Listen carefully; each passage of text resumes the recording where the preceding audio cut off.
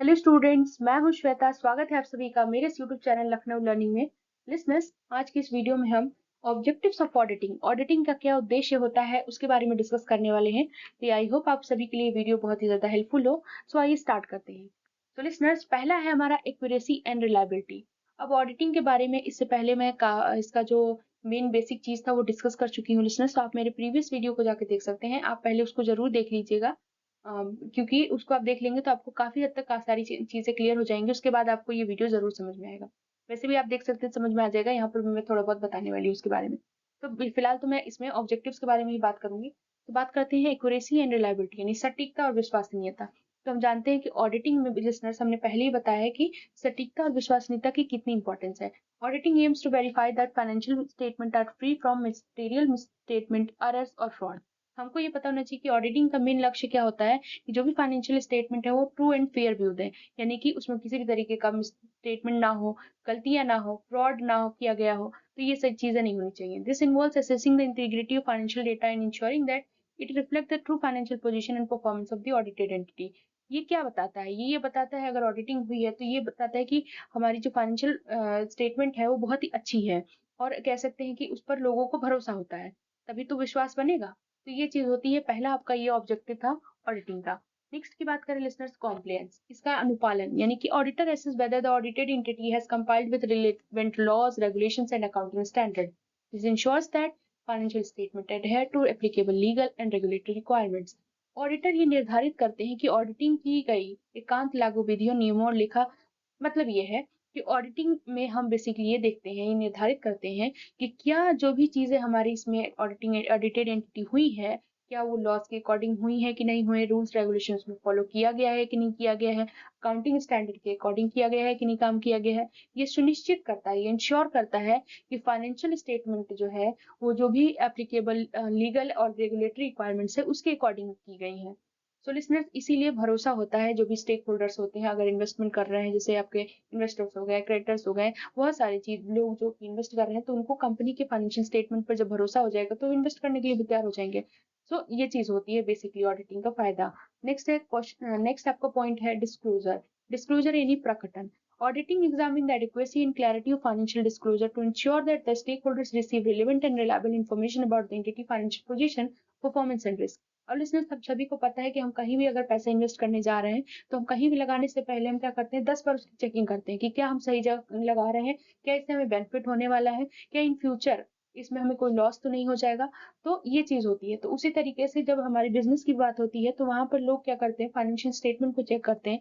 लोग in the sense की जो भी स्टेक होल्डर्स है, जो भी इसमें एक्सटर्नल इंटरनल यूजर्स हैं, वो जो भी हैं, तो वो क्या करते हैं, ये जानने की तो कोशिश करेंगे कि अगर कंपनी अच्छी हुई, उसके बार-बार प्रॉफिट हो रहा है, तो उस कंपनी पे ज़्यादा लोग इन्वेस्ट करते हैं।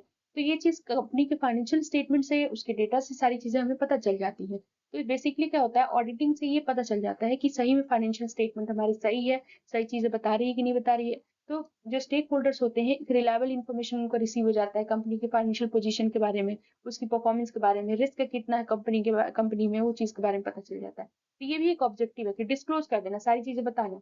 नेक्स्ट है आपको रिस्क असेसमेंट। इसमें बोला गया है जोखिम मूल्यांकन। इसका मतलब क्या है, auditors identify and evaluate risk that may impact the accuracy and reliability of financial statement. This includes assessing internal control and identifying areas of potential fraud और एरर। बोला गया लिसनर्स, ऑडिटर्स जो होते हैं बेसिकली इसमें आइडेंटिफाई करते हैं, पहचान करते हैं, मूल्यांकन करते हैं रिस्क को, कि जो कि उनकी एक्यूरेसी पर या फिर फाइनेंशियल स्टेटमेंट की रिलायबिलिटी पर प्रभाव डालते हैं, विश्वसनीयता पर प्रभाव डाल सकते हैं। तो ये सारी चीजों के बारे में वो लोग देखते हैं। इसमें ये अच्छी चीज़ भी उनकी इंटरनल कंट्रोल को देखते हैं, उस एरियाज़ को आइडेंटिफ़ाई करते हैं, कहाँ पर फ्रॉड हो किया गया है, एरर कहाँ पर, गलतियाँ कहाँ पर हुई हैं। जैसे फ्रॉड और एरर पर भी अपना एक अलग टॉपिक है आपके इस ऑडिटिंग में, कि फ्रॉड क्या होता है, एरर क्या होता है, दोनों एक चीज़ ना समझिएगा, दोनों अलग-अलग होते हैं। एरर यानी कि जो गलतियाँ होती हैं हमसे हो जाती हैं, फ्रॉड जानबूझकर किया जाता है। नेक्स्ट बात करते हैं, नेक्स्ट है आपका ऑब्जेक्टिव्स, एसेट प्रोटेक्शन। एसेट की प्रोटेक्शन, संपत्ति संरक्षण, इसका क्या है, auditing help safeguard the asset of the audited entity by assessing internal control and identifying weakness or vulnerabilities that could lead to asset misappropriation or loss। बोला गया है कि ऑडिटिंग हमें हेल्प करता है एसेट को सेव करने में, क्योंकि इससे हमारी सारी चीजें हमें पता चल जाती हैं, वीकनेसेस उसकी पता चल जाती हैं। तो उससे क्या होता है कि एसेट का मिसअप्रोप्रिएशन और लॉस होने से बचा सकते हैं आप। यानी कि कह सकते हैं कि ऑडिटिंग में ऐसी कमियों या खामियों का पहचान करते हैं हम, जो कि संपत्तियों की सुरक्षा करती है। यानी कि जो संपत्ति के भ्रष्टाचार या हानि का कारण बन सकती है। तो इस सारी चीजों से बचाता है ये। नेक्स्ट है हमारा objectives, most important enhancing credibility, यानी विश्वसनीयता को बढ़ावा। हम सभी को जानते हैं लिसनर्स की अगर हमें कहीं विश्वास नहीं होता है, हमें कहीं ट्रस्ट नहीं होता है, तो हम वहां पर जाना भी नहीं पसंद करते। उस इंसान पर तो किसी भी चीज पर हम भरोसा नहीं करते जब तक हमको सामने वाले पे ट्रस्ट ना हो जाए कि हाँ वो सही कह रहे हैं, क्रेडिबिलिटी है कि नहीं है। तो ये चीज बिजनेस के पॉइंट ऑफ व्यू से लोग, अगर जाहिर सी बात है आप कहीं भी पैसे इन्वेस्ट कर रहे हैं तो सोच समझ के इंसान करेगा, वो बहुत मेहनत से आते हैं।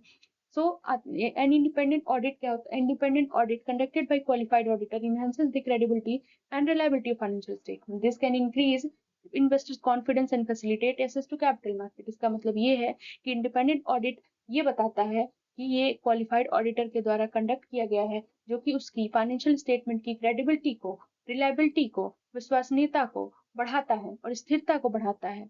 सो इससे क्या होगा कि इन्वेस्टर्स के कॉन्फिडेंस में इंक्रीमेंट होता है, इंक्रीज होता है, और वो क्या करते हैं कैपिटल मार्केट में पूंजी बाजार तक पहुंचने में सहायक होता है, तो यानी कि हेल्प होता है। तो कह सकते हैं हम कि ये क्या करता है, इंक्रीज करता है इन्वेस्टर्स के कॉन्फिडेंस को एंड फैसिलिटेट करता है कैपिटल मार्केट को एक्सेस करने में। नेक्स्ट है हमारा इम्प्रूवमेंट रिकमेंडेशन। इम्प्रूवमेंट रिकमेंडेशन की बात करें लिसनर्स, यानी सुधार सिफारिश है। ऑडिटर्स में provide recommendation for improving internal control, operational efficiency and financial reporting process to enhance the overall effectiveness and transparency of the audited entity. Improving का रिकमेंडेशन की बात समझ ले लिसनर्स, हम सभी को पता है कि अगर जैसे फॉर एग्जांपल टीचर हमारी जब कॉपी चेक करते हैं तो हमारे में बहुत सारी ऐसा भी होता है कि बहुत सारे स्टूडेंट्स बहुत सारी गलतियां निकलती हैं, तो क्या होता है कि वो उनको फिर रिकमेंड करते हैं कि आप यहाँ पर सही करिए, आप यहाँ पर सही करिए। उसी तरीके से ऑडिटिंग के टाइम पर क्या होता है, ऑडिटर जब हमें हमारी चीजों को देख रहा होते हैं तो वो भी अगर जहाँ पर भी गलती गलती होती है हमारे इंटरनल कंट्रोल में तो रिकमेंडेशन देते हैं कि आप यहाँ पर सही कर सकते हैं, आपकी ये चीजें हैं। तो वो सारी चीजें आप प्रॉपर एक रिपोर्ट तैयार करते हैं। तो आई होप आपको ये पॉइंट क्लियर हो गया होगा। नेक्स्ट है डिटेक्शन फ्रॉड एंड एरर। अब लिसनर्स हम इसमें क्या होता है कि डिटेक्ट फ्रॉड इन एरर का मतलब क्या है कि जब ऑडिटिंग होती है तो ऑडिटर फ्रॉड को भी पकड़ लेता है और एरर को भी पकड़ लेता है। यानी कि auditor aim to detect and prevent fraudulent activities और एरर्स इन फाइनेंशियल रिपोर्टिंग।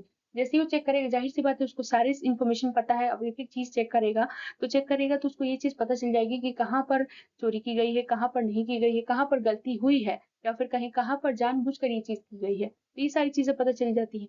जैसे कि इससे इसका एक बेस्ट एग्जांपल मैं आपको देती हूँ। जैसे कि हम जानते हैं स्कूल लेवल पे का एग्जांपल दूंगी मैं लिसनर्स, कि जैसे हम टेस्ट देते हैं, जब हम टेस्ट देते हैं स्कूल वगैरह में, तो उसमें क्या होता है कि जब टीचर हमारी कॉपी चेक करता है तो अगर मान लीजिए दो बच्चों ने सेम सेम लिख दिया तो टीचर को बहुत अच्छे से पता होता है कि किसने चीटिंग करी है, किसने नहीं करी है। तो क्या किसने, और बहुत सारे ऐसे बच्चे होते हैं कि गलती से कुछ और लिख दिया या फिर कोई लिखना चाहते हैं वही, लेकिन थोड़ा सा सेंटेंस वो हो जाता है तो वो गलती कहलाती है। लेकिन अगर कुछ बच्चे ने जानबूझकर किसी का वो लिखा है तो कह सकते हैं आप एक तरीके से, तो उसमें क्या होता है कि टीचर पकड़ लेता है कि हाँ इस बच्चे ने क्या किया है, देख करके लिखा है या फिर चीटिंग करी है। तो उसी तरीके से क्या कर रहा है, टीचर को पता है, वो सारी चीजें देख रहा है, उस बच्चे के बारे में जान रहा है। उस तरीके से यहाँ पर ऑडिटर के सामने भी होता है। नेक्स्ट है आपका स्टेक होल्डर कॉन्फिडेंस। अब लिसनर्स हमें पता है कि ऑडिटिंग होगी तो स्टेक होल्डर्स की कॉन्फिडेंस बढ़ेगी। जितने भी स्टेक होल्डर्स होते हैं, चाहे शेयर होल्डर्स हो गए, आपके क्रेडिटर्स हो गए, रेगुलेटर्स हो गए, पब्लिक हो गई, तो ये चीजें क्या करती है, रिलायबल होती है अगर ये अगर ऑडिटिंग होती है तो। लिसनर्स आई होप आपको जितने भी चीजें मैंने इसमें पॉइंट बताए क्लियर हो गए होंगे। Thank you.